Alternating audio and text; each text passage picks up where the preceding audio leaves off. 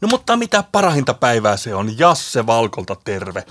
Tänään mä näytän teille jotain ihan mahtavaa, nimittäin meidän uuden tuotteen, joka nivoutuu ihanasti näihin NS-vanhoihin tuotteisiin. Mä yritän pitää tämän pätkän aika lyhyenä. Mä kerron pääasiat tässä heti kärkeen ja sitten sen jälkeen mä vähän myös avaan niille, jotka haluaa tietää vähän faktoja ja taustoja, niin tässä, että miksi ja miten ja koska. Eli hei, tässä on meidän huippukuulokkeet Valkon VMK 25.2.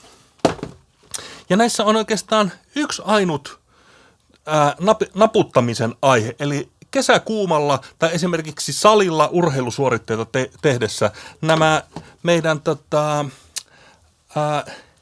vegaaninahkaiset pehmusteet, nämä vähän hikoaa, koska nämä ei kauheasti hengitä. Ja mä kerron myöhemmin, että mistä tämä johtuu. Tälle on vissi syy. Mutta kattokaa nyt tätä. Tadaa! Mikäs täällä lurkki? No, kangaspäällysteinen, hengittävä versio tuosta. Eli edelleenkin meillä on mukava memory foam tyyny täällä sisällä, mutta kangaspäällyste hieman paremmin torjuu sitten sitä hikoilua ja ohjaa perspiroitumista muualle. Eli näitä saa meiltä varaosina ja sehän tosiaan vanhat lähtee pois kiertämällä ja uudet toisenpäin kiertämällä. Ja ei kun kovaa ajoa vaan ja kyllähän näillä nyt tyylikin paranee. Näin. Tässäpä pääpiirteissä ei tämän kummempaa. Uusia varaosia siis. Ja entistä parempia. No, nyt voitte lopettaa, jos teillä on kiire selata seuraavaan TikTok-videoon tai jotain muuta. Mutta mä vähän kerron, että miksi näitä sai odottaa niin kauan aikaa. No, kyse on fysiikasta.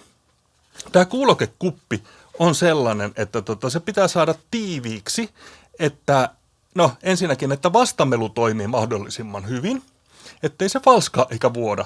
Ja toisekseen sitten soundin takia ton kuulokeelementin jälkeen tärkein ääneen vaikuttava kapistus on tämä itse kuulokekuppi.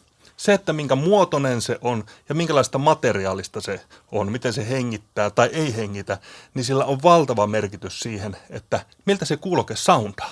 Eli tämä ei ole vaan silleen, että ostetaan Temusta joku vastaava ja lyödään kiinni, kun entinen hajoaa. Tämä myös selittänee sen, että näitä ei meidän verkkokaupassa, näitä varaosatyynyjä, näitä ei voi myydä eurolla, vaikka kuin haluttaisiin, koska ne pitää valmistaa kunnolla ja kunnollisista materiaaleista.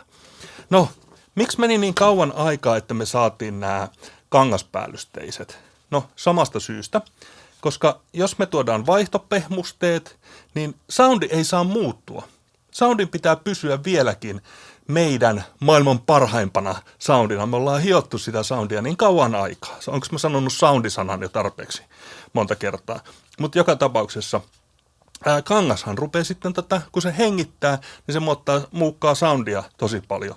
Niin me ollaan raavittu vuosia päätä, että miten me saadaan, minkälaisilla materiaalivalinnoilla ja vipstaakkeleilla ja konsteilla me saadaan se soundi pidettyä yhtä hyvänä, mutta niin, että se ei sitten hikoiluta ihmisiä ihan niin paljon kuin aikaisemmin. Ja nyt me osattiin ja onnistuttiin tässä loistavasti. Oikeastaan minä itse henkilökohtaisesti en käytä enää mitään muita kuin näitä kangasversioita näistä.